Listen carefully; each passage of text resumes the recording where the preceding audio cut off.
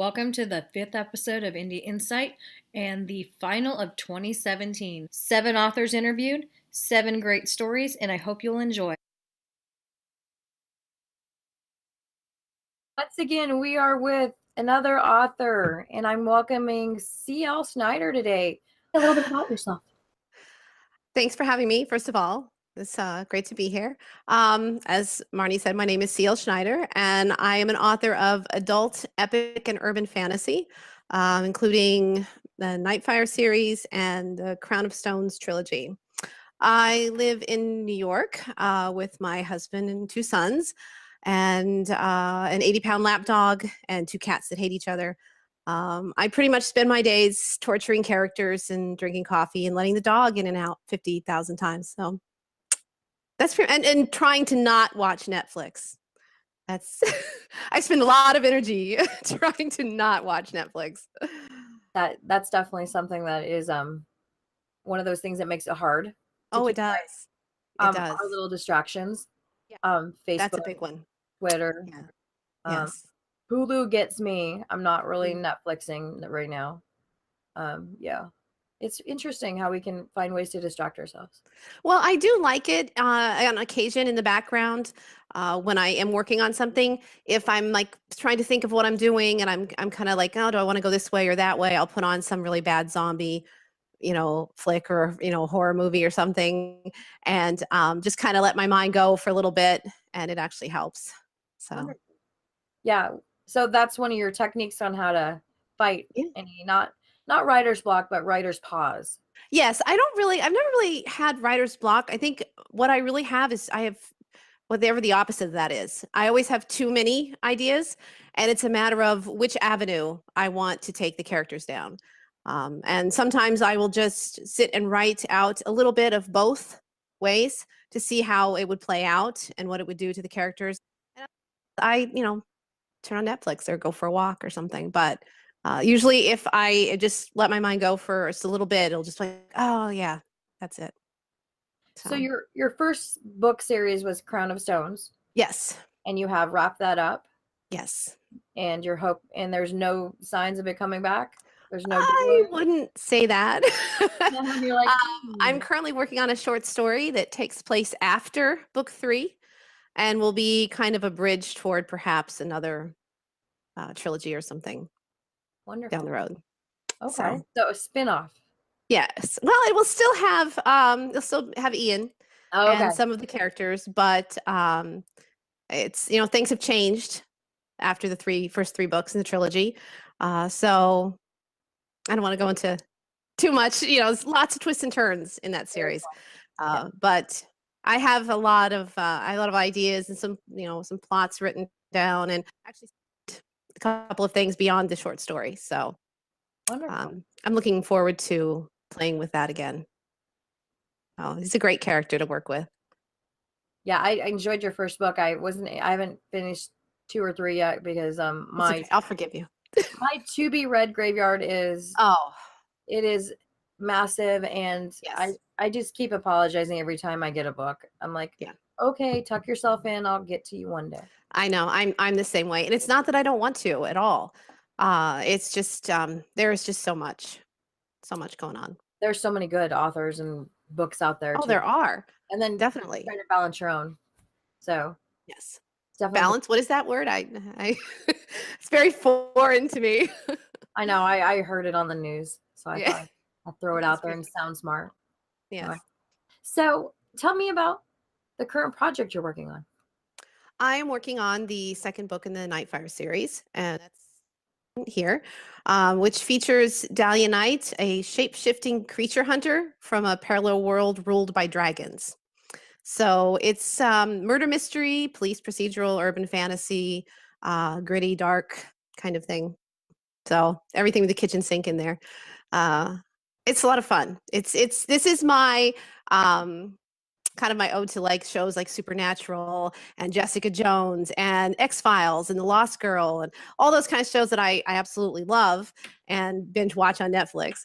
And I kind of wanted to do something along, in that vein where it's instead of very epic like Crown of Stones, each book takes place over a week or two. So it's very, much more like an episode of a show. So it's got your monster of the week kind of thing, plus the underlying mythology that's playing out on the way. Actually, what I was inspired by was urban legends. So it's much more excuse me, based on urban legends than, although there are creatures of myth as well, from storybooks and history and all that. But some of it is more recent as well.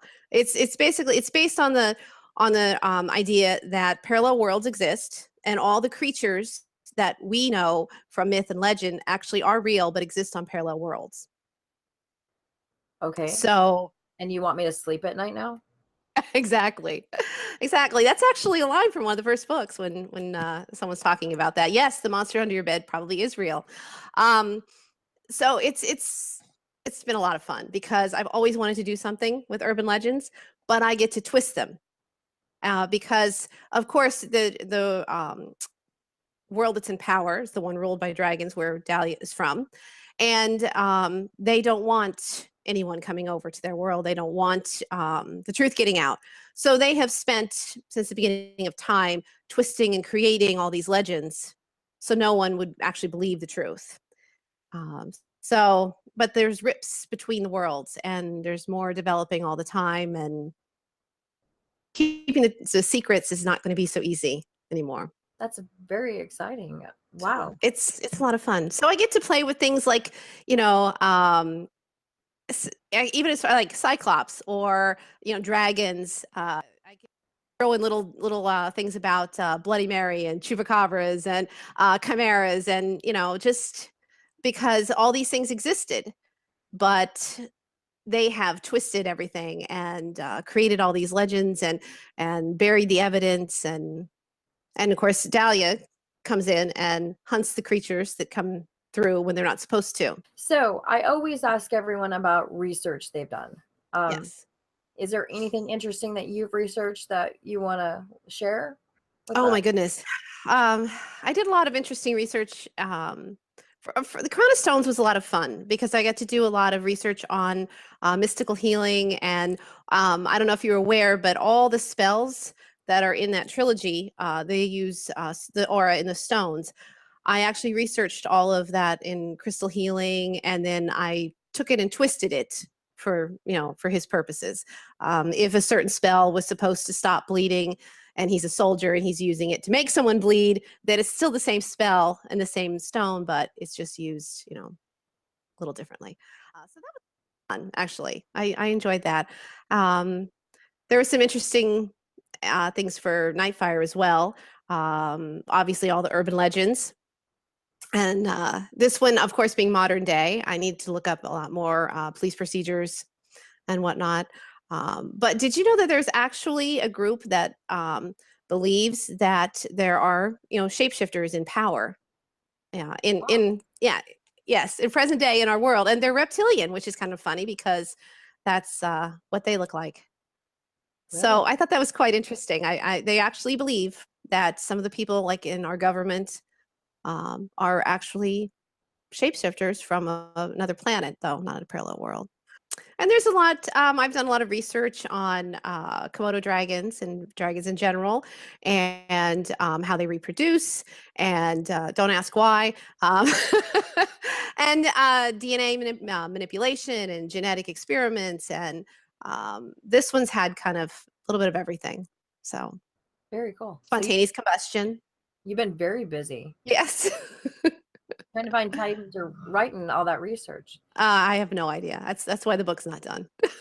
You're like, that's why it's taking forever. One of the things I always talk about is the indie community, because the indie community is amazing. And actually, I mentioned you in my interviews because a panel the other day.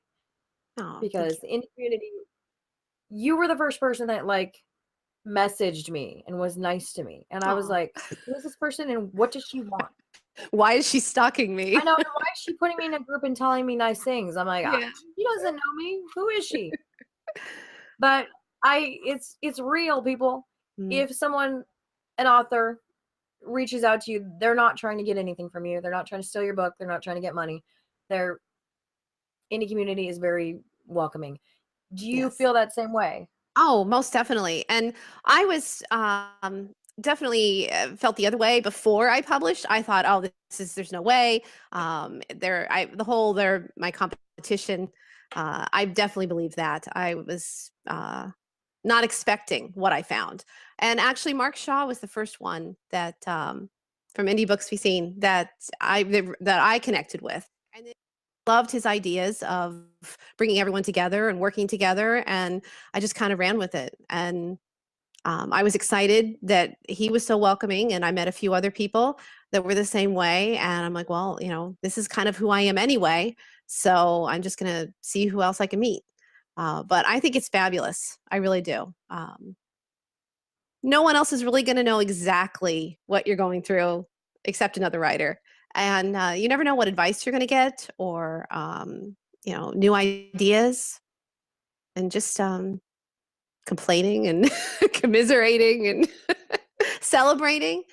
uh, it's been great. Yeah, it's definitely I don't know how to explain it. People don't believe me when I say it. It's just been it's a surprise. It's a different change from the real world. Oh yes, I think so too. I mean, you get some people who they'll friend you and then they'll instantly send you, oh, here's my book. Do you want to buy it? Like, you don't quite get how this works.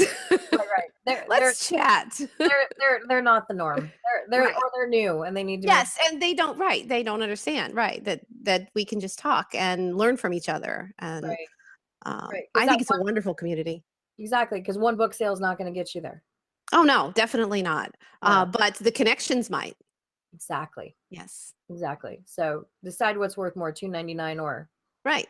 And that's what I'm actually really looking forward to the most this weekend, is meeting all these people. Well, that's something very unique about you that probably should. You go out and you do book signings and you do conventions and. Oh, I love it. You get out there. I love it. In fact, I felt really odd this summer because I hardly did any. I hadn't done any. I did one in early June, and then I just did one a couple weeks ago, and I went all summer without because of scheduling. It just wasn't working with vacations and all this, and it just felt so odd to not be out there and talking with everyone. And I absolutely love the Comic Cons. It's impossible to be in a bad mood, and everyone's happy, and it's just it's really exciting. I actually signed up for my first one in 2018. It's in Albany, New York, and it's a brand new one, so I'm really looking forward to that. So well, that's perfect. People watching this will have time to get their tickets. I try to get to the one in Connecticut, Mohegan Sun Casino, in August. I'm looking forward to that one. Oh, nice. Yeah, I need to branch out and do this. I go to the Renaissance Fair. Oh, see, I'm jealous of that. That is awesome. I'm like, well, it's kind of weird how I stumbled on that. One of my coworkers, girlfriend is an author, and he said, well, have you been to the Renaissance Fair? There's a little bookstore there, and the woman there is wonderful. I'm like, well, what do I do? And so he said, gave me her name, and I sent her a note, and it just happened to be at the timing when they do the February through March, and I was like, okay, but then I had to have a costume. Right. Oh, see, I would love that. I would want one for every day, a different costume every day. Okay. I would live in those costumes if I could. Well, thank you. It's been a really nice chat. Yes, thank you very much. Let's do it again when you get your second book out, because I know I'm going to have questions. I would love to. Thank you so much.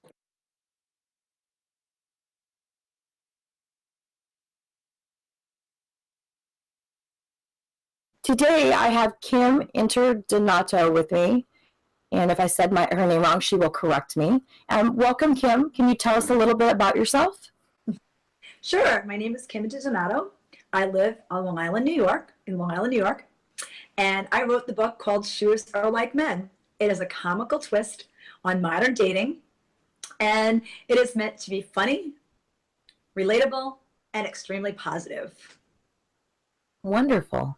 And so is that the current project that you're working on now, your book that's published? That actually is my book that's published right now, and I have another project out right now that'll be out. Hopefully, I just talked to my publisher the beginning of December. It's called Heels and Hockey Skates. Evidently, I have a thing about shoes, but that is about my job. since doing all these interviews that I have been doing, which I've been blessed to do, most people are very interested in my career. And my career is that I'm a hockey instructor. I teach hockey for a living. I teach the skating end of hockey. I teach anywhere from beginners, and now I also have a pro that is now playing in Romania in the European League. So throughout this journey, I was a competitive figure skater, not making any money. So I switched my business over to hockey, and I've been thriving. And ergo the book, Heels and Hockey Skates, it's about being a woman living in a very male-dominated sport and working with men and what it's like to work with men. Wow, that sounds very interesting. So from figure skater to hockey coach to writer, how did we get there? Well, writer was kind of not what I expected. I didn't expect to become a writer. I guess you kind of fall into things. And I guess the universe has different plans for all of us. Writer was because I'm single. I am a single mom. And I've been dating for a very long time. You know, me and my husband weren't together very long. We broke up. He was in the military. We broke up, and neither here nor there. So I was dating before him and after him, which is I have 30 years of a dating experience. I am 46. And throughout this dating experience, I was, at this point in my life, I was finding it very negative. And it was hard. You know, I was getting my heart broken. I didn't want to do it anymore. And my girlfriend took me out to lunch and said, you know, you never think negative. You always think positive with everything you do. She goes, I want you to start thinking about shoes is like, or dating like shoes. Like, you love to go shoe shopping. So think of it like shoe shopping. If you don't like this one, you try the next one. You don't like this one, you try the next one. So what I did was I gave it a lot of soul searching. I had my pity party of, okay, he broke up with me and I'm really sad. And then I kind of pulled my bootstraps up and said, that's it. It's time to stop being negative about things, turn around and be positive. So I started thinking about all the dates I've been on, and I was relating them to shoes, like a hot shoe, a designer shoe, a shoe that didn't fit into your wardrobe, a shoe that's broken. So with all these different shoes I was coming up with, I was thinking about all the different dates I used to go on. And since I wasn't dating, I was taking a little bit of a dating cleanse. I decided to take myself out to restaurants. And with the restaurants, I took my computer and I started writing everything down, or typing everything down. And it became a very cute, comical book, which it's very lighthearted. It's not a man-bashing book by any way, shape, or form. So I will send you the book, Marnie, because I'd love for you to read it. And any of my readers, I wanted them to feel like we were sitting down, having a glass of wine, and chatting about men. And I didn't want it to be a negative thing, because there's times that I'm sure we all have dated, and there's times that we're not the most perfect people. And it was good for me to look at that, because I found out a lot about myself, which was good. Wonderful. That is really, I love your description of different kinds of shoes relating to different kind of dates. That's fantastic. So you said you kind of, shoes seem to be your thing now. Do you see there'll be a third book with shoes? I'm not quite sure. You know, these two were pretty easy to write for me. I think the next thing I would write would be a little bit more challenging. And I'd actually like to see it go to, you know, I'd like to see how these two books do. And then I think I'd like to do it on the flip side and doing like women are like shoes, or women are like sports cars. And I thought that would be fun to get a male's perspective on it. Wow, that does sound really cool. So we figured out what inspired you, and writing. It sounds like you're going to be doing this for a while. I don't know if you know this, but I have a very strong sense that once you catch the writing bug, even when you say, why am I doing this? I feel like you're going to be doing this for a while. I was actually trying to make Shoes Are Like Men a little longer, because I did have more stories to put in there. And I kind of kept it short because it was my first book. It was kind of like a beta test. And I didn't realize that it was going to get such a warm reception and so many great reviews. It's been reviewed by the New York Daily News. Oh, wow. It's been reviewed on Amazon, and I've had the Long Island Pulse and the Long Island Advance review it. And I was happy that most women that read it said, and even men that read it, they even wrote, it wasn't a male bashing book at all, and it was more of a positive way to think about things. Very cool. It's nice to see something positive in our current environment. So that's very neat. I was married for 15 years, and yeah, I tried dating after, and I no, just Dating is haven't. hard, and you know what? And dating's hard, and sometimes you feel like you're the only person in the world that's going through this, like this horrible dating, like, and like these horrible dates you go on, and you feel like, because I know what I felt like, and talking to other women, they feel the same way. And I think if we all turn around to make it a little bit more of a positive experience, or can laugh at it, you know what? It's not so bad.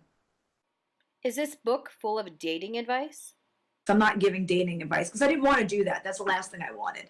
You know, the last thing you want to do is take dating advice from a woman who's been divorced twice and has dated her almost an entire life. So I always tell everybody, don't take it. You know, my best dating advice to you guys is don't take dating advice from me. And I didn't want it to be, you know, I've read a lot of dating books. I have, you know, and you know, like, you know, what you should do and how you should act, and most people read those, you know, or different situations where women are telling you about their dates. Like one was a wedding planner. The other one I read was about a woman that dated online. And as well, I'm reading them, I ended up really not liking the author by the end. I was like, oh my God, I wouldn't want to date you either. You're just bitter and jaded. I'm hoping with this book that people don't ever get the impression that I'm jaded or bitter, because it's just, you didn't read the book then. Because it really, it's such a positive take, and it's a funny take. And I wanted people to laugh. I really did.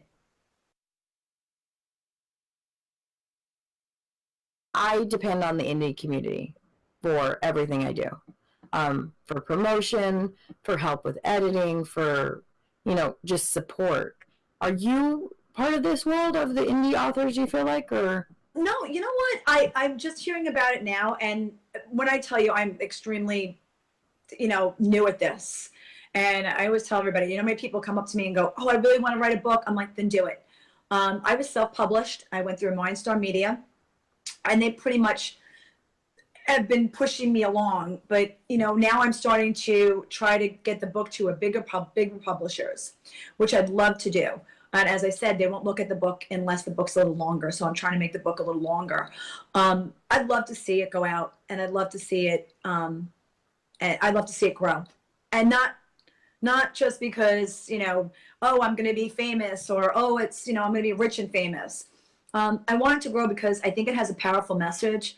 And I think right now, especially the heels and hockey skates, the day and age we live in right now with women and the way women are being treated, you know, even heels and hockey skates, I wasn't welcomed in the sport. I wasn't welcomed in hockey in the beginning. And I had to turn it around also, just like I had to turn around my dating. I had to turn around my career. And I was lucky that all my coworkers love me. I mean, I get along with my coworkers better now than I ever have in the 26 years I've been in business. You sound like you have it all together, and you sound like you're a fighter. So I feel that your spirit is really strong. Thank you so much for taking the time to chat with me today. Is there anything else that you wanted to talk about? You just covered everything, and it was an excellent interview, and I really thank you. It's so. A few days after the interview, I did read Shoes Are Like Men, and as promised, it was an enjoyable read. Kim did mention that it is shorter. It's about 42 pages. I could see how she could actually expand it and make it a longer novel. But if you're looking for a nice read, you know, just to fill in your space, that's not going to take a lot of time, but you'll actually enjoy, I would highly recommend it.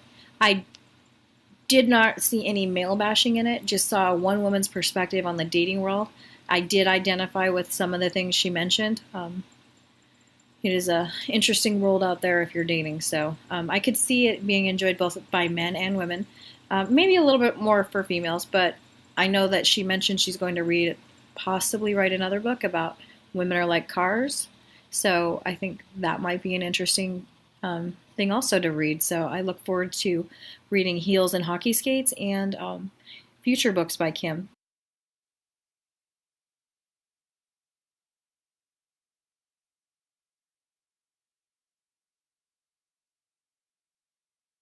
today I have with me author Bree Moore. Thank you for joining me, Bree. Would you mind sharing a little bit about yourself? Yeah, I'm an adult fantasy novelist. I just released my first book back in August. I'm also a mother of 4 kids, and I live in Utah. Well, can you tell me a little bit about the current projects you're working on? Yeah, I'm doing NaNoWriMo right now, trying to smash out the first draft of my sequel to Woven. Excited about that. It'll be like the fastest I've ever written a book ever. So. And Woven is the first book you wrote? Yes, Woven's the first book I wrote, and it's the first book in, it's just a 2-book series, so it's pretty short, and I didn't actually expect to be writing a sequel to it. I published it not knowing there was a sequel to it, which I don't recommend to any writers out there. But after I published it, I got the mental download for the sequel, and I'm really just thrilled about it. Gonna totally complete a character that didn't get finished up in Woven, and so I'm really thrilled about that. But if you like Arthurian legends, so King Arthur, Camelot, that I'm retelling the Arthurian legend in Woven and the sequel. Very cool.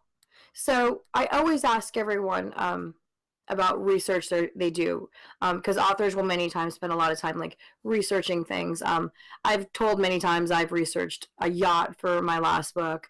I went way above and beyond looking into the specs on a yacht, and then I did write a short story once where the person was going to live in a nicer area of Los Angeles, and I wanted to have it be very fancy, and so I looked up apartments that they would live in condos. So there's always little things, and I've had other people that have looked up how many ounces of venom would it take a wasp to kill you. So we have the gamut. Is there anything interesting that you've ever researched and it kind of took you down that rabbit hole of learning everything about it?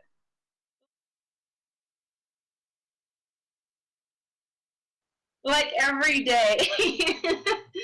So I am writing this, I'm doing NaNoWriMo, which is the 50,000 words in a month. And I did a ton of research before because I knew I didn't want to get bogged down in it.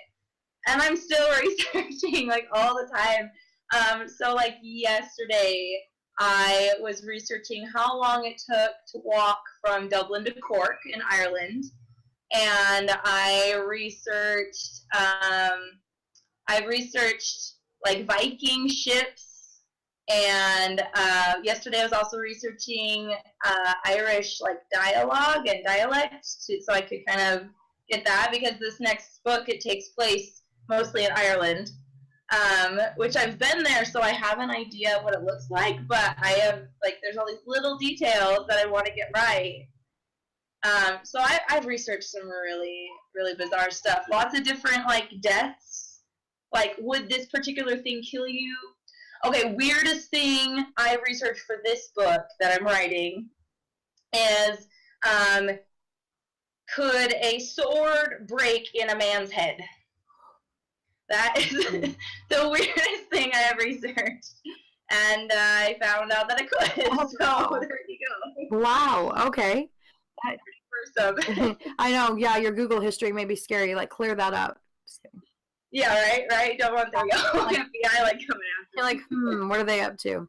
I know, no, I'm just an author. Thank you. Yeah, right. I just write books. So NaNoWriMo, I can truly say I'm a 3rd-time NaNoWriMo failure. So I'm actually very impressed with anyone still sticking it out. And I tried it once. I was in high school the last time I tried it, which was forever ago. And I got 30,000 words. I did pretty well despite being in school at the time. But it's going a little better this month so far. That's awesome. Yeah, it's always scary because for me, I always get sick. It's honestly the day of, it's I opened the day I signed in, put the novel in, it's they sent me a cold. And I did. I got a cold. I got a horrible cold. I was actually worried I wouldn't have a voice for this video because I just barely got it back yesterday. I did so bad.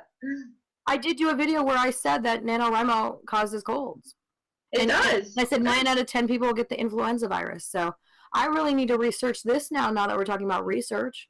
There you go, correlation. NaNoWriMo and seasonal illness. I'm gonna. How many of you have gotten a seasonal illness? And can we blame NaNoWriMo? Right, it's the stress. I know, dumb. And the loads of chocolate that everyone is eating. Oh, I know, coffee, whatever. Coffee, energy drinks. I know. So, this is your first novel.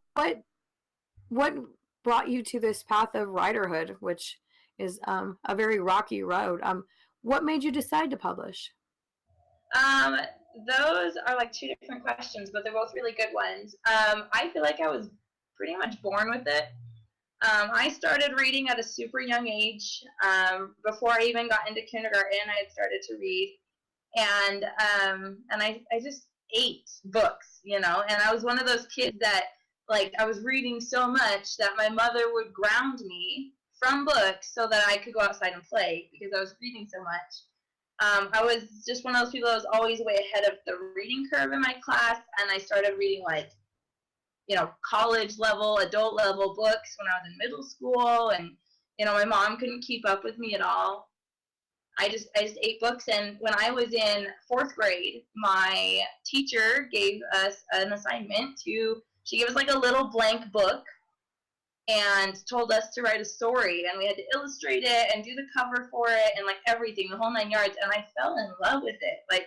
And I was already in love with books, and so it was a super easy connection to make that I wanted to do this, and I wanted to write stories. 4th grade was also the first time I read a book that made me cry, and just wanting to evoke that same feeling in other people, that just the emotions to take them on a journey. So I wrote my first book, and I didn't have a computer at home, so it was all out by hand in a notebook. And it was a full-on novel, and I think I've burned it. It was so bad. But that's when I wrote my first book, and I never stopped. Like, I wrote all through junior high and all through high school and even through college. I was writing, and I knew that I wanted to publish something. And so, I mean, I did. And I'm really glad I did. It's been a lifelong dream, pretty much. The decision to publish was kind of more difficult, especially in this world of, like, do you self-publish? Do you traditionally publish? And I always had that dream of traditionally publishing, and, it just hitting wall after wall, it didn't work out for me. And so I've kind of done a little bit of a hybrid thing, and I worked with an indie publishing press to get my book out there. So I controlled a ton of the process, and I did a lot of the work, but they helped with like a lot of the red tape things. And my book is published under their name. So there's so many options for authors. I love it. And the great thing about this path is you're not locked in forever. Mm-hmm. Yeah, I mean, and you can choose to do something different with the next one, which, I might do. Who knows? And some people dabble. That's the great thing about this indie world that we're in, that there's so many options for us, where before our books would have just sat in our head or on our computer, and we might have shared it with a friend or two, and it would have never gone anywhere, where now we can reach out to the world. And Amazon is one of those wonderful places that we can reach everyone. Like, people in, like, even just like Facebook, I find connects us with so many people now. It's amazing. I love the way we can reach out to the world and share our story. Yeah. So do you feel like, you said Arthurian legends, do you feel like that's the genre that you're always going to write in? Is that what you've always kind of done? Or do you like ever kind of want to go off and write a sci-fi book or a scary mystery? It's something that I really love. I have a very, like, a big, huge fascination and, like, fandom inside of me for Arthurian legend. I went on a study abroad in college to Great Britain, and I got to see Ireland, Wales, Scotland, like, the whole 9 yards. And we visited a lot of places that are considered famous in the legends of King Arthur.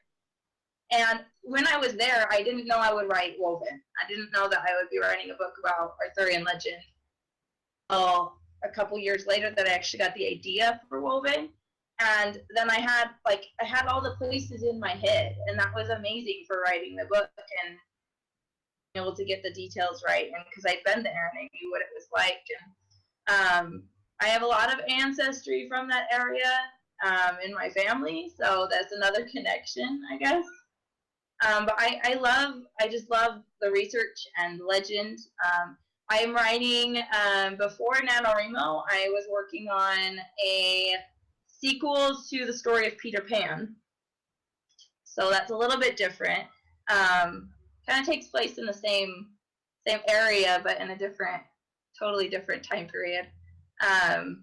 But I do think that most of my work will have a historical element to it. I'm finding that I love including the details from history and doing that kind of research.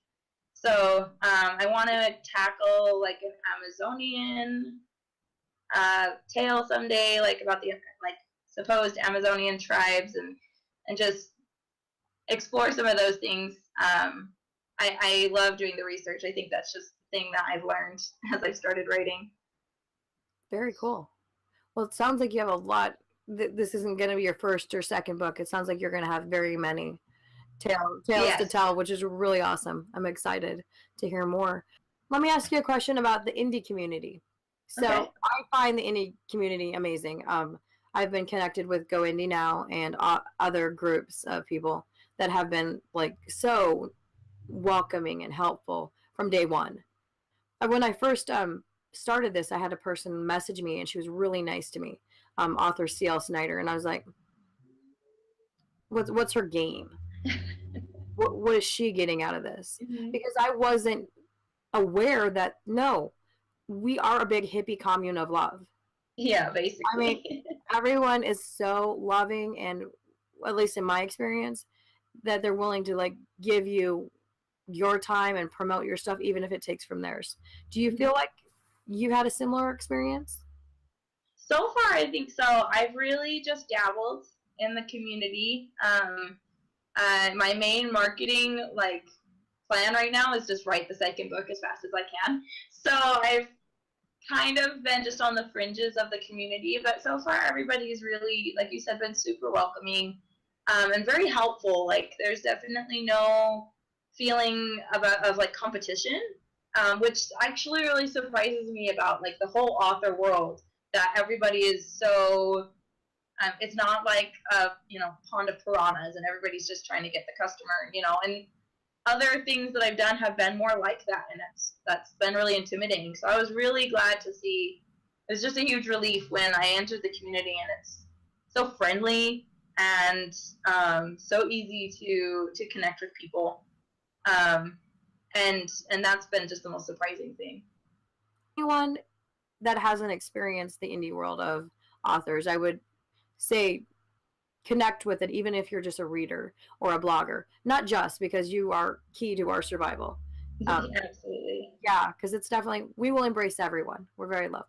So. Yeah, and that's the best thing about the whole indie movement, is that there is something for everyone, no matter what income level or background or what genre you write, or if you write, or anything.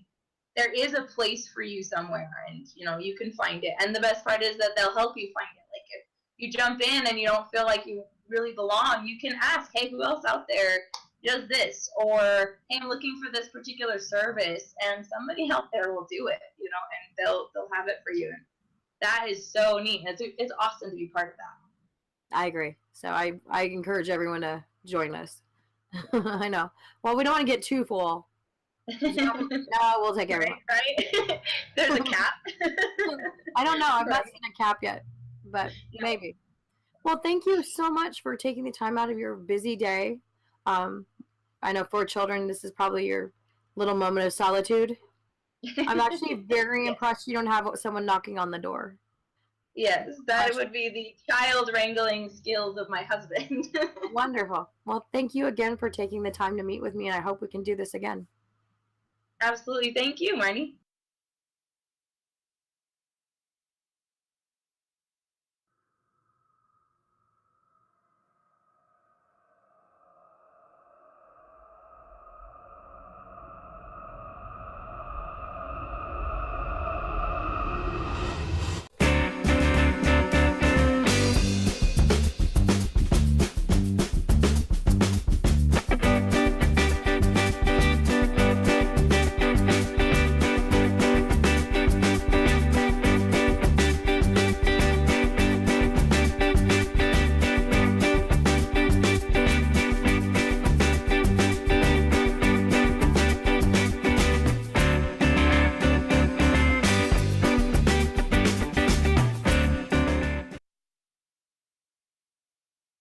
Thank you for joining us for another episode of Indie Insight. Today I have Glen Edelstein with me. Glen, can you tell us a little bit about yourself?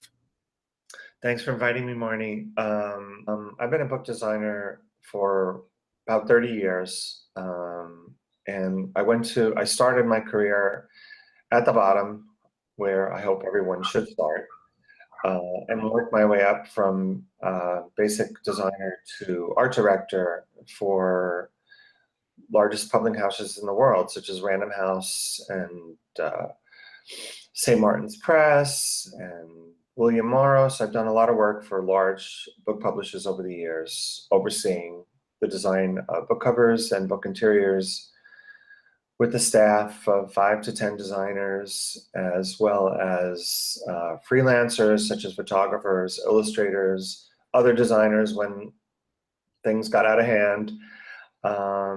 And after I left Random House back in 2009, I started my own business, Hudson Valley Book Design. And I've been working with big publishers, small publishers, and indie publishers as well.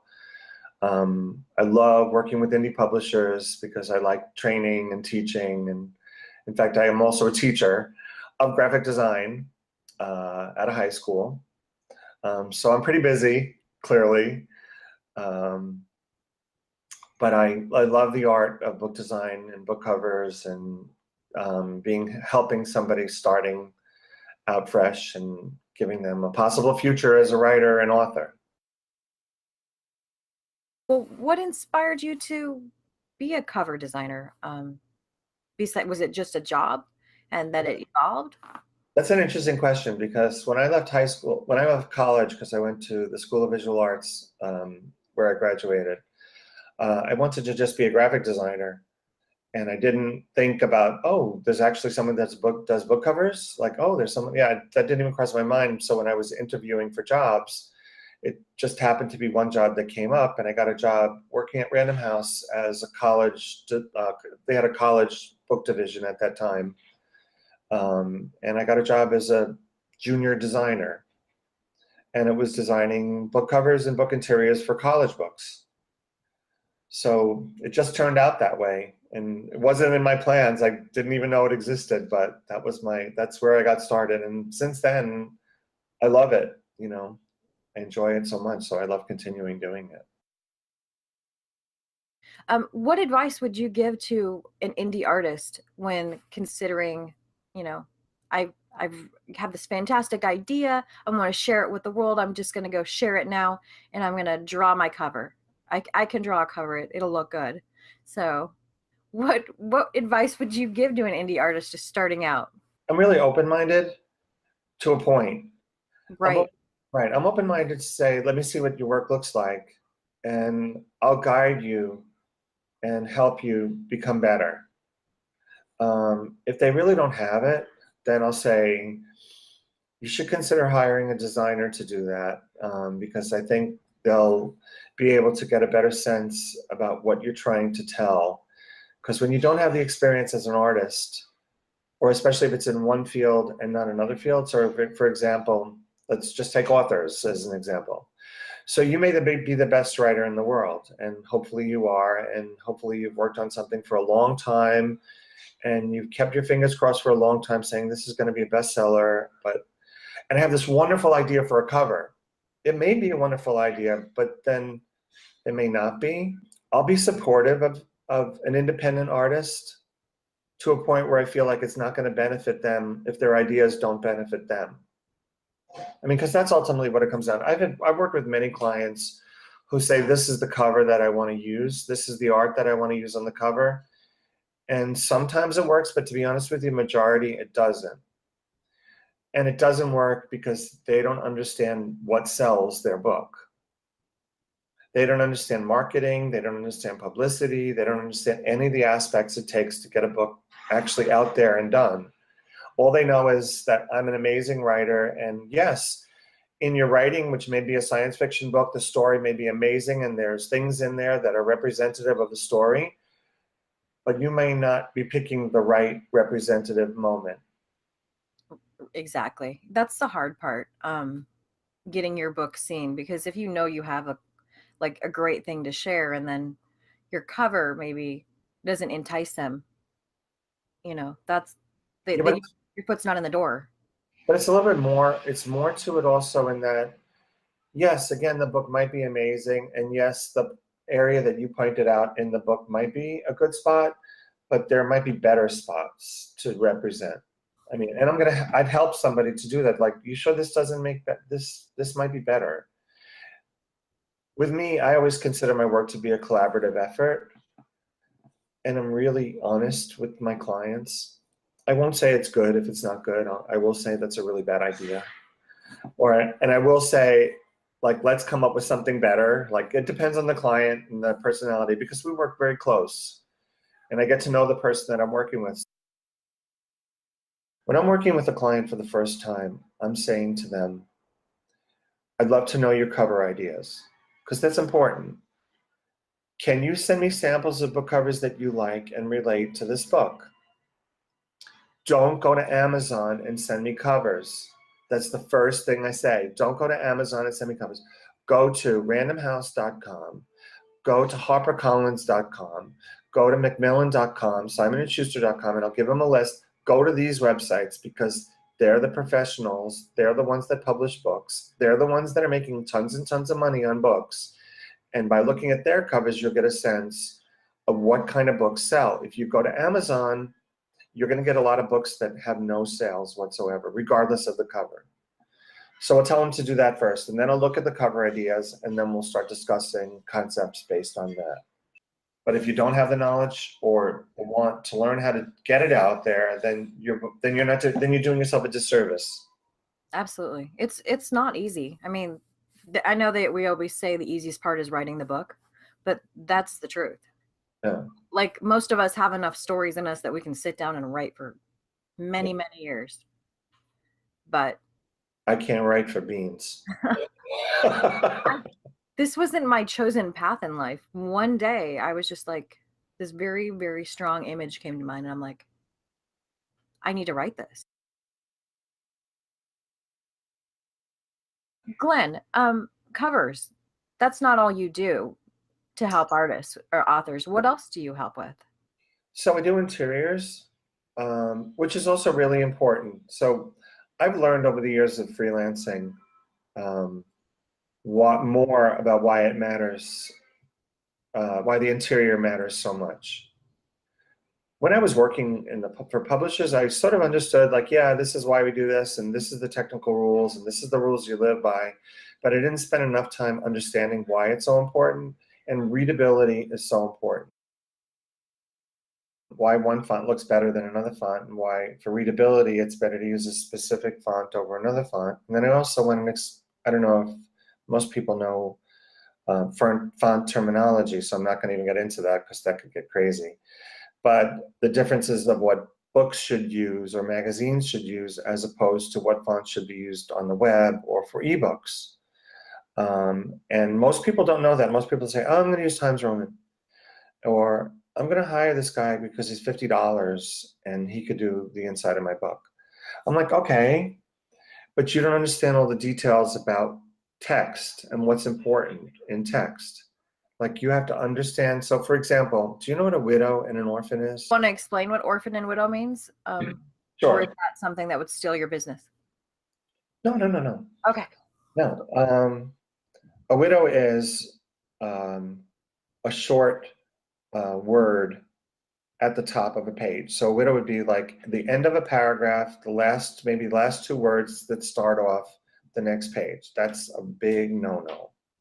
It's a big no-no because even though you don't realize it, it's hard to, your eyes have to reconnect to the next paragraph. So if you have a short line at the top of a page, then your eyes have to, and it may be a millisecond, your eyes have to reconnect to the next line. An orphan is a short, tiny little word at the end of a paragraph. So it might be the word of at the end of a paragraph. And again, your eye is doing the same thing. It's going to reconnect to the next paragraph. So when people say, oh, I don't know why people are having a hard time reading my book, those are things that have to be considered and thought about. And there's just settings that you do that you can't, that as a designer, I know exactly what I need to do and what looks right. And even little things like hyphenating. You don't want to have more than 2 lines in a row that hyphenate. Yeah, you don't want to have paragraphs with multiple lines starting off with the same letter. Like, for example, the letter T, because there's the and that and them that just happen to fall right next to each other, because even though most people don't realize it, it's a little slow moment. And a person may, if there's lots of those in a book, you really might get somebody who'll say, God, that was a difficult book to read. And they're not going to tell you why, because they don't really know why, but their eyes are tired and it spent a little bit longer than they should have when they're doing it. You have typed it in your manuscript that way, but all that's going to go away, because that's not how books are. I mean, there are just some rules. There's something called the Chicago Manual of Style. There's this book, which is like this thick, and it basically breaks down every rule about bookmaking. How you start a book off, what page 1 is, page 2, what pages are set in Roman numerals, what pages are set as numbers, where the copyright page is, the text that goes on a copyright page, how to go about getting your copyright information. I mean, there's just a lot of stuff that the Chicago Manual of Style, and every editor, publisher uses the Chicago Manual of Style to determine how they lay out their book. Wow. So that's good advice, actually. That's fantastic advice. So, Glen, thank you so much for all the information you've provided today. I'm amazed by all the things that I didn't know, and I'm hoping everyone else will come and check this out and learn too. And I hope so. Reach out to you for I love it. Yeah, I love doing it, and anything I could help, especially indie authors, like grow and make their books better, I'm there to help.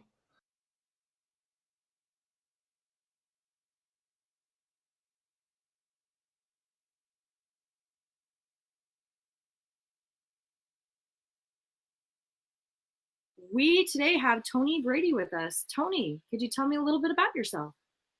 My name is Tony Brady, obviously, as you just said. I'm born and raised in Clearwater, Florida. I'm 29 years old. I'm an artist. I write books, obviously, why I'm here today. I like to just live life and hang out. I'm a movie enthusiast. I cook a lot of food, real good cook. Play a lot of video games. I'm an HVAC technician during the day, but I also tattoo, paint, write books, poems. You know, staying busy. Very cool. You sounds like you are a jack of all trades. A little bit. Very cool. A little something. Nice. So what projects are you working on? Right now, I've got a couple things going on. My big thing is book 3 of my Thousand Scars series. I'm going to release that in April. And I've already written, my first 4 novels have already been written, but I've only published 2 so far. They were all written longhand. So I've been using the Dragon program. I think I spoke with you before about that. I've been using the Dragon program to convert it over, and that's going real smooth. But I could have the book out. I was originally going to have book 3 out by Christmas, but I want to properly prepare for like the release. I don't want to just release it to the market and not, you know what I'm saying? Absolutely. Yes, so ma'am. When was your first book published? My first book was published August of this year. You are very new to the publishing world of authors. Yes, ma'am. So how have you found it? And as someone that's watching this and they're like, oh, I'm going to write a book, I'm going to publish. Do you have any like suggestions for them as you're in your freshman year of being an author that really beneficial? The big thing is, of course, to write. Writing's, you got to push yourself every time, and writing a book is it takes so much dedication and time. It really does. It's something you have to work on every day. And when you're not working on it, you're thinking about it, and it takes months and months and months. And then, but eventually you hit that finish line, you write the end on there, and that feels really good. So, yeah, but that's one of the most important things is to write, of course. Once you have your actual book, where you go from there, that's up to you. I did the Amazon route so far, and I'm still new to it. I'm still fresh to the game, but so far so good. Meeting a lot of new people and enjoying myself. Learning a lot. I'm going to tie this into the next question of the indie community. I am the hugest fan of the indie community. It's a group of people that I've never experienced before in the real world. There's people that will give you the shirt off their back to make you successcal. Yeah. There's not cutthroat. Have you experienced that too? Do you just feel like you found this like group? I've met a lot of people that are very optimistic and they're out there trying to make it. They're hustling hard, you know, pushing their books, but they're also willing, like you said, they're willing to help you or they ask for help as well. But it's a very friendly community and I appreciate that. It's cool. So I always talk about research because in the books I've written, I try to like make sure I know what I'm talking a little bit about. In my books, I wrote a little bit about using herbs and flowers and stuff to make spells, and I wanted to make sure nobody died if I mixed two things. Okay. So to me, that's my kind of research that I've done, some of it. Is there anything that you had to research for your series that is interesting? Yeah, there's little things that you want to research that I've had to research, of course, to make sure everything comes out true. For example, the first novel that I ever wrote it's called Alexia, and it's about aliens coming to Earth. It's a young adult series. It's not published yet, but it's about aliens coming to Earth, and one of the aliens meets this kid that's 15, and they try and create peace amongst their species together because the aliens aren't going nowhere. They can't leave again. So I had to research. It takes place in Florida, in the Gulf of Mexico, and at one point the ship is underwater. And I had to find out how deep the Gulf of Mexico was, you know, so I could judge how big my ship could be if it's going to be hiding there, and similar stuff like that.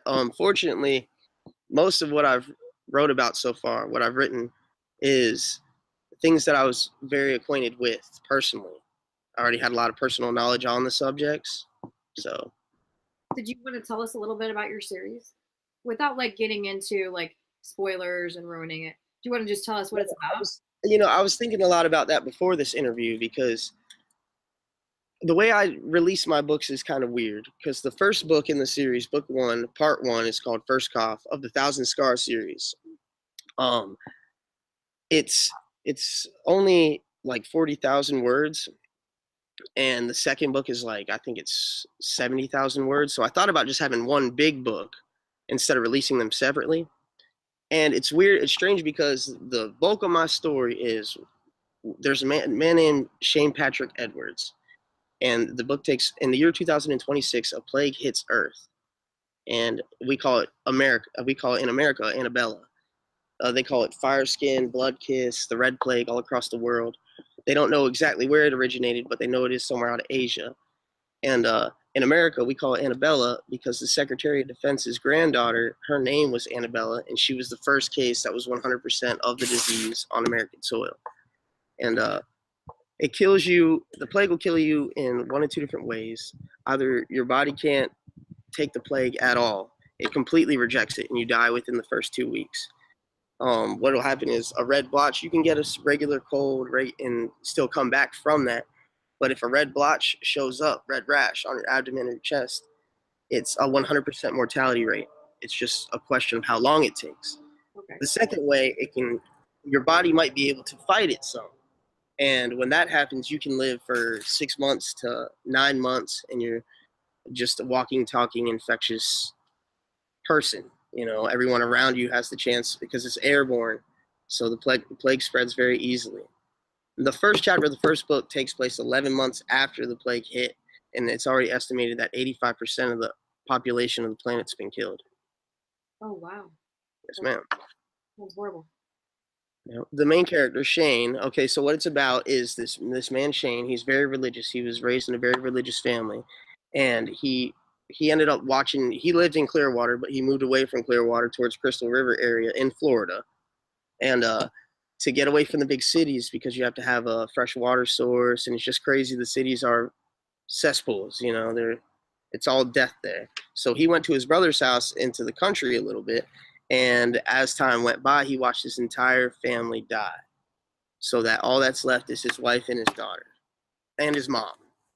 But in the first chapter of the first book, she dies as well. But and I, like you said about spoilers. Yeah. Right. We can cut that out if you want. No, that's all right, because I was thinking about it a lot. See, the reason it's so strange is because Shane, he makes a deal with the devil to save his wife and daughter. Oh, wow. Okay. he ends up, his daughter ends up getting sick, and without her, he doesn't even, their life isn't worth living. That's his whole reason for being, is his wife and his daughter.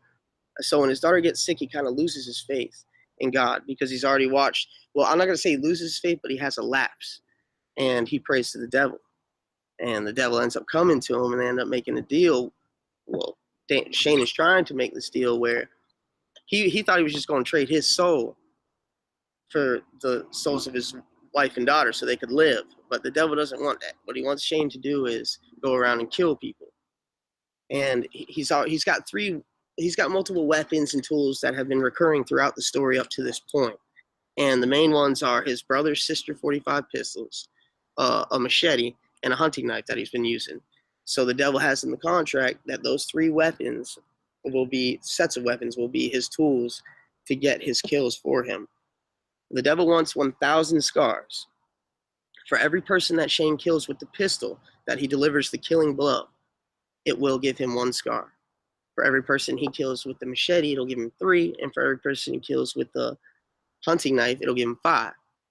When the sun dawns in the morning, as soon as it peeks over the horizon and it touches his flesh, the scars carve themselves into his skin, like tally marks on his back, or at least that's where it starts. But there's a lot more to it than that, of course, and but the one of the side effects of making this deal with the devil, this contract, is he carries the devil's blessing, the devil's mark, whatever you want to call it, and it gives him kind of like grim powers. It makes him stronger than a regular human, but not like superhuman, but stronger than a regular human. He can take more damage than a regular human, but he also he starts cussing like a sailor, and before he would never dream of cheating on his wife or anything like that, but now he's like crazed sexually. It's just because the devil told him he'd become a lot more the fleshly desires will be a lot more, I don't know. You can cut that out.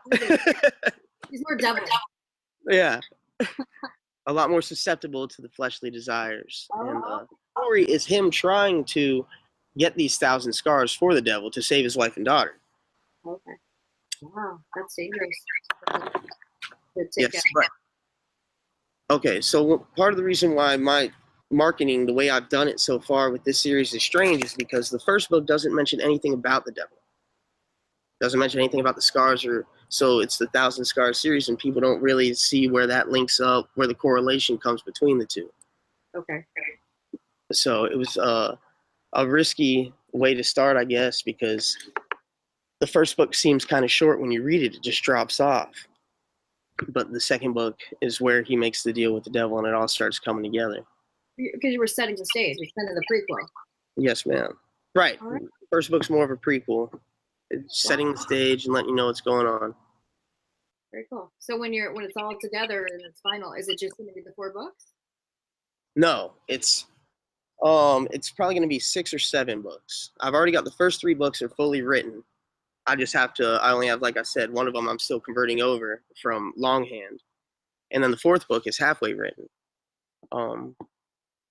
It's interesting that because I haven't had the chance to write anything fresh in a while now. And it's because I've been spending so much time converting over books that I've already written. So it'll be interesting when I get to hop back into where the story left off in book 4. Oh, absolutely. Funny thing to me is always the horror stories or the dark stories, and you meet these people and you're like, you were such a nice person. What the heck are you doing writing such scary, horrible Yeah. And it's very touchy as an author when it comes to writing, because characters, especially once you get to a certain point, characters, they come alive. They come to life. You know what I mean? I know you've experienced that yourself, and you have an idea of where you're going and how you're going to get there, but the things that happen can just sometimes be mind-blowing, especially because we're the ones that are writing it. We're the ones coming up with this art. So for the characters, to not be completely in control and for the characters to start having power for themselves, it's just, that is one of the most magical things I've felt in real life. That's awesome. Thank you so much for taking the time out of your day to talk to me. It's been really fun. And it has been.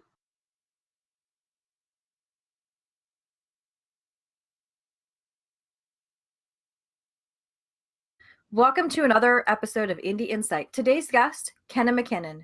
Thank you for joining us, Kenna. Would you mind telling us a little bit about yourself? Well, Marnie, there isn't a whole lot to say, but I have lived a nice long life. I had a birthday just fairly recently, and I am many times a senior citizen.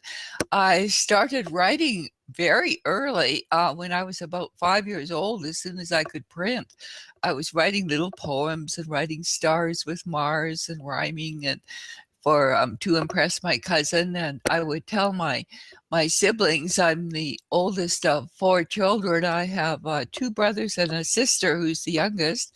And I would tell them stories on the way to school because it was a farm school and it took us a good, maybe half an hour to get to school. We rode a horse and I was the driver because I was the oldest, and we had a cart in the summertime and when all of us went to school, and a little cutter in the wintertime that looked like Santa's sleigh, and I would drive and freeze my cheeks sometimes driving in the wintertime, and I would tell them stories, and so it started then. And when I was, maybe 12, I joined a club in a newspaper magazine called The Western Producer, and it was called the Young Cooperators Club. And we wrote little stories and little articles, and mostly poetry for this club. And there was a leader, and her name was, there was Bluebird, and there was Sister Anne for the younger ones.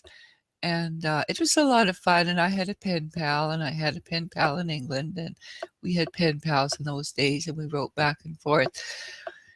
But I've had a long and checkered life, and to make a short story long, which is what I'm doing, I didn't really get published until I think it was, maybe 2010, 2005. And I was always writing. I did write a book, but didn't get it published. And I tried, in those days it was hard to find a publisher. And finally, a small press took on Space Hive, which is my first published book. It's a young adult science fiction about a group of giant alien bees and wasps who invade Earth, and a young fellow who's 14 years old saves the world, basically, and with the help of his Indian companion, fellow from India. And so there's research in that book, and about India, where the spaceship finally lands. They kidnap Jason, and that was a lot of fun. That was based on an experience I had. A friend of mine had an anaphylactic reaction to bees, and of course it was very scary, but it made me think, what if these bees and wasps were giant and alien and had come over to attack the Earth, and that's where it started. And that's where a lot of my books start. One started from a dream. My children's book, Benjamin and Rumblechum, started with a dream. And really, I consider myself not that interesting, but I pour my creativity and imagination into my books. Now, I pay the rent with my medical transcription business, and that's how I work during the day. It does fairly well. After I started in 1999, I have a number of friends. I'm fortunate that way. Fortunate also to be in good health, good physical health. I am, as many people know, schizophrenic, and that's a label, Marnie. And I'm very well. I take medication for it, probably will for the rest of my life. Schizophrenia is in the family, but it's certainly not a bad diagnosis anymore for me. If anything, it makes me more creative. And I did. You wrote a book on it? I wrote a book on it. It's a mystery book, and it's called Blood Sister, and it's been translated into different languages. I'm very pleased with Creativia. Creativia has been a wonderful publisher for me. And the book stars a young woman who is schizophrenic, and her various adventures with hearing voices and seeing hallucinations, and still remaining a vital part of society, and finding out who done it. And was it her? It could have been her. I don't know. You'll have to read the book. It's called Blood Sister. That's wonderful. Yeah, don't tell us. Don't spoil the ending. Tell me a little bit about what you're working on currently. Yes, it's called Timothy Hill and the Cloak of Power. And it's a book starring my hairstylist, the real Timothy Hill, who is a darling fellow. And we were discussing this one day about a year ago in his salon as he was doing my hair, as he so expertly does. I've had blue hair. My hair is now ash, thanks to Timothy. And so we discussed putting him into a book and making him have superpowers. And so I started the book, and I have put all of it basically on Facebook, chapter by chapter, as I did it. And he is thrilled, but he hasn't read the whole thing. He has difficulty, I think, reading from the computer, and he's waiting for it in print form. And it's now with the editor, Bee Love, who edits wonderfully, but she is taking a course, I believe, in library science. And so the book has been a little bit delayed. I have done the edits up to chapter 13, and I'm just waiting for the rest of it. And I will present it to Micah at Creativia and see if he will kindly publish it. And I'm going to get print copies, and Timothy's going to put the print copies in his salon. A superhero. He must be really proud. Yes, he's thrilled. Yeah, wow.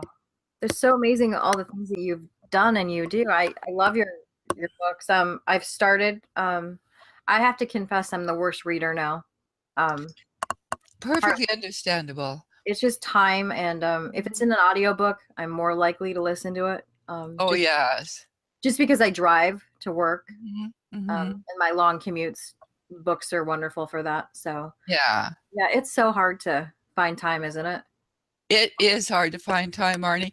I just finished a wonderful book, The House of Crow by John Wood.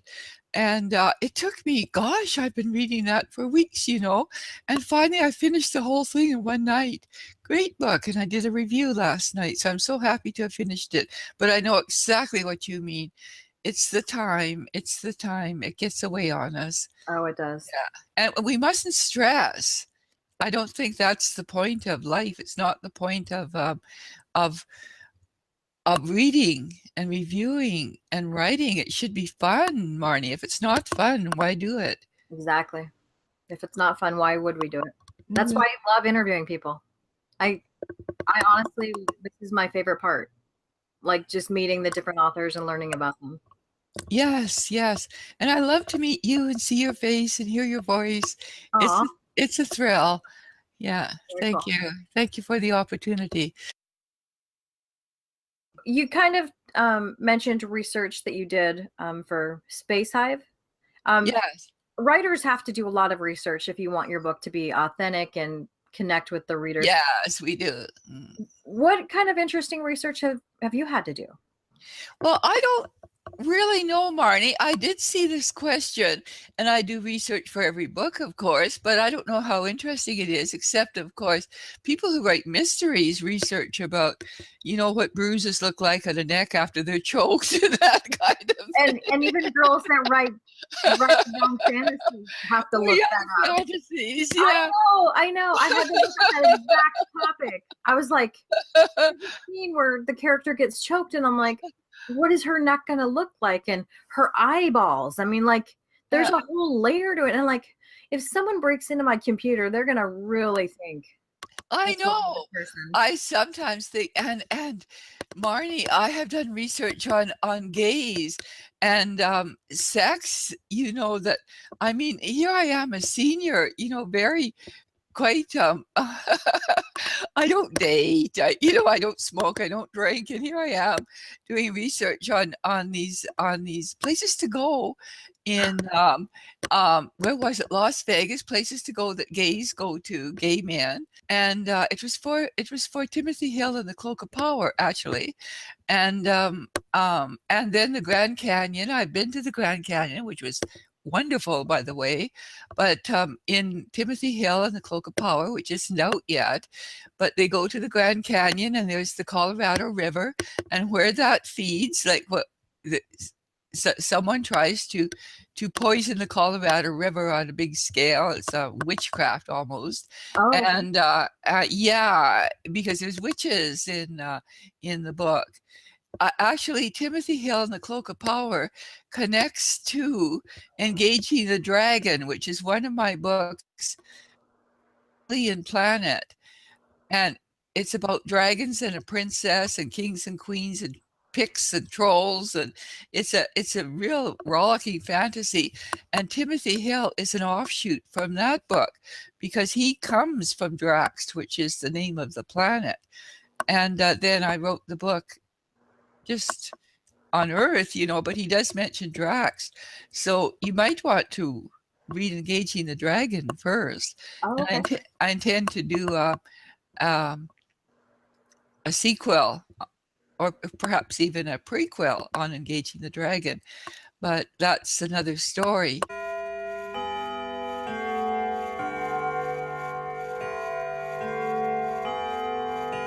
Thank you so much. I hope we can do this again one day. Thank you, Marnie. It's been fun.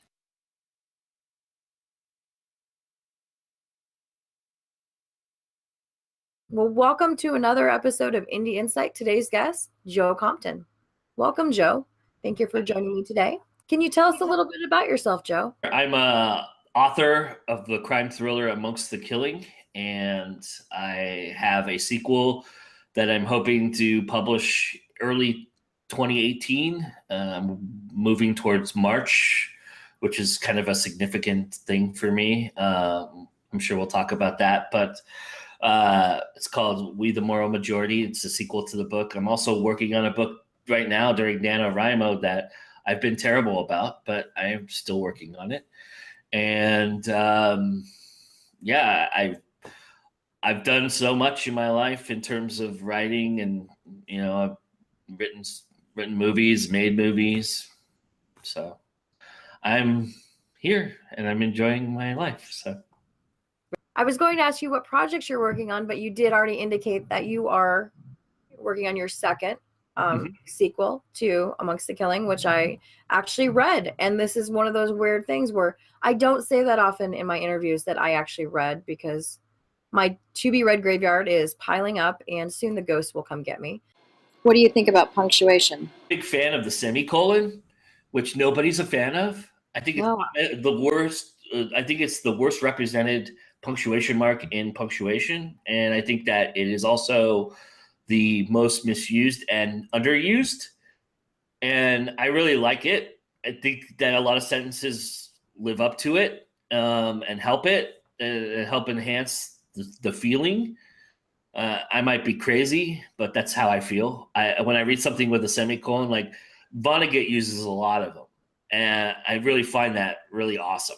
I think he's really like random thought guy though. So Bradbury's another one I think that uses quite a few of them, but and it's usually because they're rambling and they have random thoughts and their thought changes mid sentence. So I think that's what people equate it to, is it being crazy. So maybe I'm crazy when I write. I don't know, but I like doing that. I liked it, and they got all wiped out by this editor who told me that's totally unprofessional. That's her words. Wow. I don't know how punctuation could be unprofessional, but we have covered what you're working on, and also you're not just a writer. We're not going to talk about your big project, GoIndieNow, because if you're watching this video, you know what GoIndieNow is, and you know how amazing it is, and what great things it produces. But you also are a movie man, for a lack of a good word. Filmmaker, indie filmmaker would filmmaker. be Movie man. Well, movie man works for me. So filmmaker. So could you describe that a little bit? I really love movies, especially independent film. It's just something I wanted to do forever. My first memories are associated with movies. So I've been a storyteller since I was little. I had no idea that I could write a novel. I always thought that was well beyond my capabilities. I did love writing short stories because I was always in love with short story writers like Poe and Lovecraft and Vonnegut and guys like that who write stream of conscious, short, hit you in the face kind of stuff. And I've always liked that kind of writing. So I've been doing that since I could possibly pick up a pencil or a pen. But growing up, the thing that we used to do on a Sunday morning, my whole family would be standing in line for the latest blockbuster movie. I can remember standing in line for Indiana Jones and Star Wars and all these movies. And it was the best time of my life because you had nothing to do, but you had to talk to your family. And so we would relate to one another and talk about stuff. And then after the movie, we'd all go get ice cream or go have lunch or something and talk about the movie. And my dad was always engaging with me on that respect. And it's one of the things that I really, really cherished. And so movies always had that affinity for me and that love. And I just fell in love with them. As far as making them goes, you don't know what you're getting into until you actually do it. And it's a lot more complicated than it really seems. And it's a lot of work. And you find that out quickly if you're ever going to make a movie or even write one. It becomes just as much a valuable process as anything that you do, novels, anything. And so I always wanted that idea. And so when I tried it, I said, you know what, I'm not going to worry about trying to make it in Hollywood or do this or do that. I'm going to just go out and try and make my own resume and go out and make these movies, which where I was at the time wasn't being done. Now, where I used to live, where I was making movies, is a very flourishing indie filmmaking community. But I was in the fringes of something that had just begun. So I didn't have a lot of resources. I didn't have a lot of things that I could lean on, a lot of people to lean on. I had to find them. And you always find people who want to make movies and want to be a part of movies. So that finding the people was never the problem, but getting them to do what you need them to do to make it successful, that's a different thing. And there's a talent to that. There's a talent to directing. There's a talent to being an actor. There's a talent to every aspect of the movie, from the camera to the lighting. There's so much science and so much about it that, if you don't follow it, you're going to end up with what I ended up with, which was basically Swiss cheese. I'm very proud that I made these movies. I'm very proud that they got done. And I was very proud that I did it for very little money, if none at all, and that I was able to do it. Those are accomplishments, no doubt. But would they ever be on a world stage, on a movie theater, in a movie theater setting or anything? No, they never saw the light of day. But, the experience and the things it taught me are invaluable. And I can tell you right now that if I had time and effort and everything at my side, I could sit down, write a movie, make a movie, and it would be 100 times better and probably something that I could present to people, because you work on those so many times over, you pick it up. It's very easy to pick up. And that's what you have to do. You have to gain the experience. These independent filmmakers who are filming on their phones, filming on anything they can film on, and you can't believe that this is a movie, but it is. And you're just stunned by how gorgeous it looks, how amazing it sounds, how beautiful it is, and all above everything else, how great the story is. And that's what sells it. The story is what sells it. The camera work, the writing, the lighting, the sound is what makes it a movie. That's what makes it to that next level. But the story is always the thing that it starts with, and then you go from there. The indie community. Every time I end my episode, I always talk to the author about their experience. And many times I do mention you and your program and other authors. And I'm not going to ask you what you think, what you think of it, because I always say it's very loving and giving. My question to you is why? Why are you so helpful and willing to, promote others' work more than your own, and to give up your time for the indie artists that are out there? Why is my question to you. Because I believe in it. I think that I love, like, I go back to being a cinephile. I go back to the idea that I relate so well to the memories of my childhood being positive and beautiful when I went to the movies with my parents on a Sunday morning. It takes me back to that. Reading everybody's work and seeing how hard they work and who they are as people, and learning all of that, it makes my heart swell. It's just something that I really think is amazing. In a world where we're cynical and we're political and we're on opposite sides of things all the time, and we're fighting for this crumb or that scrap, or we're we have to work and we hate our jobs, or we hate this aspect of our life, or to be able to meet people who have a love and passion for something makes me feel part of the group, because I have a love and passion for something. And oftentimes you feel so alone with that. And I don't want to feel alone. I don't want anybody else to feel alone, because I know how that feels.